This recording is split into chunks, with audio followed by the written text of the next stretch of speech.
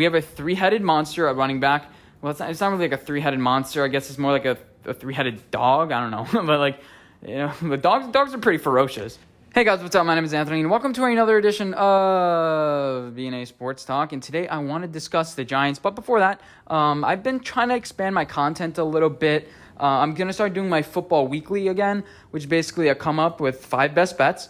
I come up with, my 3 headlines and takeaways for the week. And sometimes I just highlight and key on one game that I really want to mention and have like a bold take on. Like the other week, I was just like, why Baker Mayfield is going to beat, Washington's not even going to be close. And they end up winning by 2 touchdowns when the spread was 7 points. So whatever. I'm not trying to flex or anything. And we generally have fun with that. I may do a little bit of power rankings, just kind of my thoughts, not do full dive into each team, but, just throw up what I'm thinking so you guys know where I'm at. Quarterback rankings, different things like that. So and the show will be 20 to 30 minutes long. Get in, out, survive. But I want to discuss about the Giants today.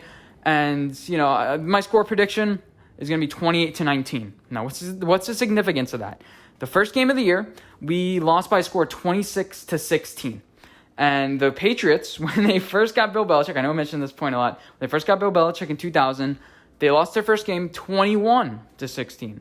So, it was fairly close. And then they lost their first 4 games, which the Giants have. They scored 3 touchdowns in those first 4 games, which the Giants have.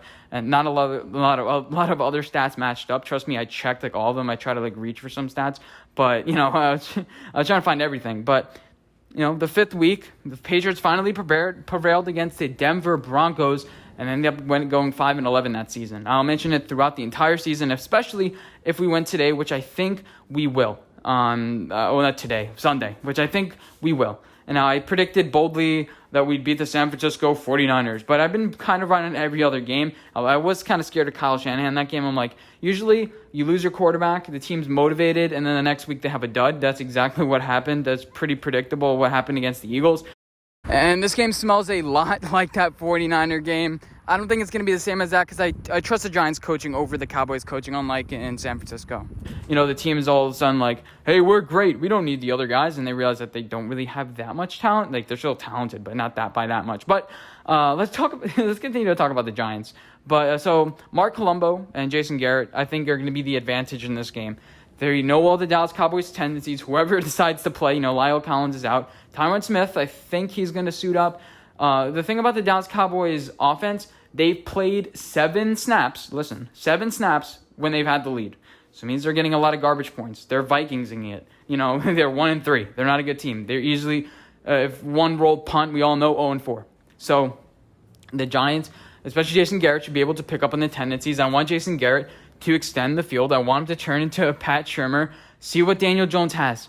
And again, bring in some of the wide receivers. I'm not sure who we're going to bring in for extra depth at wide receiver, but I would like to see that. But either way, we have a 3-headed monster at running back.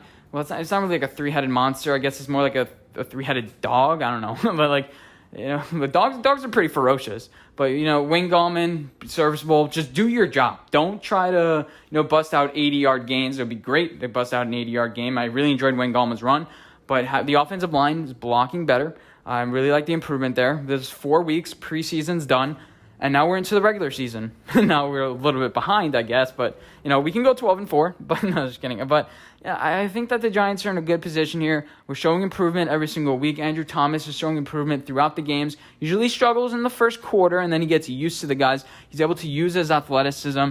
And I think he's just thinking too much with his hands and his feet. He's trying to get the technique a little bit down, and then I can think that's ruining his production. That's what I think it is. I think he's thinking a little bit too much. But yeah, I think he's playing a little bit better. He has a modeling career now. So maybe if the tackle thing doesn't work out, he can go to that. But no, I think he should be fine. Protect us from the Dallas rushers. Alden Smith, DeMarcus Lawrence, they're going to be ultra motivated this week. And that's scary for DeMarcus Lawrence. He has some moves that are crazy. I've seen last week when they were playing Jedrick Wills doing some spin moves using their strength. So Andrew Thomas is going to get beat a couple times, but overall I want to see consistency. He's a top half tackle as far as run game.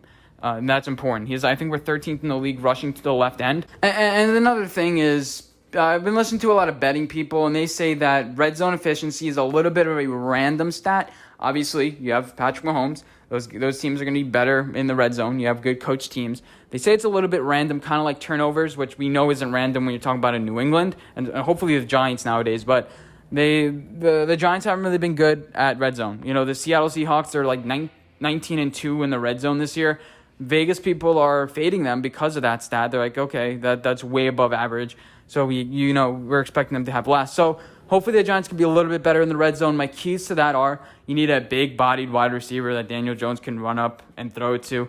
You also need a running back named Saquon Barkley. That would help a lot. But, we were struggling in the red zone against the Steelers as well. But I think that having a threat, a guy that teams game plan for it was a kind of a good thing with Saquon Barkley, but, we got to move on, obviously. We've moved on. A lot of people haven't even mentioned the name Saquon Barkley in the last couple weeks, and that's a good thing. That's a good thing that we're not like, oh, where's Saquon Barkley? We're missing him. Nobody, with the Giants' offense struggles, nobody's just like, oh, it's Saquon Barkley. There's obviously that. No, we're moving on. There's no excuse, and we need to be better in the red zone. I think we're the bottom league for rushers. We're the bottom. So our left tackle, our left side's doing really well. Just run toward Andrew Thomas's side. He knows how to manipulate things. He knows how to get guys out of the way. And he has that athleticism. So the key is to develop a run game. I want 9-10 minute drives. I want a very low scoring game. I bet the under in this game, even though my score prediction is going to be 28-19. That was the score in the Denver Broncos, Patriots game back then. I think it should be a low scoring game. I'm just predicting that for, momentous or whatever. I think this game's going to be a 20.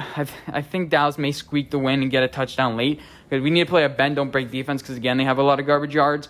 I think it's going to be around 20-17. I think that's the way we need to win this game, and that's why Vegas likes 9.5. We're 9.5-point underdogs. The Vegas doesn't really have us confidence that we're going to score, but we have a good defense. As much as you want PFF to tell you that it was the Rams offense that struggled, they put up 28 against the Buffalo Bills or whatever it was. So, and we held them to about half the yards that they usually get and the lowest yard total in their history. And they were home. I don't care whether they went to Buffalo, Uzbekistan. I don't care where they went the previous week. We went into their house and we held them to 240 yards or whatever it was. And that's a little bit of luck, obviously, but that's no fluke. And I think, we found Patrick, we found Ryan Lewis. I think Crowder is going to improve every single week. And David Mayo looks like he's practicing again. So we're starting to get healthy. I think this defense has some confidence here. It's a division rival. We play 4 out of our 5 next games against division rivals. And if we win, we'll be in first place, baby. I guess a half a game behind first place. But then we beat the Eagles. And, we could see a little bit of a future here. No shortcuts. This team is seeing that, their technique, their fundamentally soundness is developing a little bit of progress. Now, there's 2 BS plays against the 49ers where they scored 2 touchdowns. That could have easily, if we just stopped them 2 field goals, the game doesn't look that bad. But, obviously we got destroyed by the 49ers. And that maybe created a little bit of motivation for this team. And I'm talking myself off a wall. I'm confident in the Giants this week.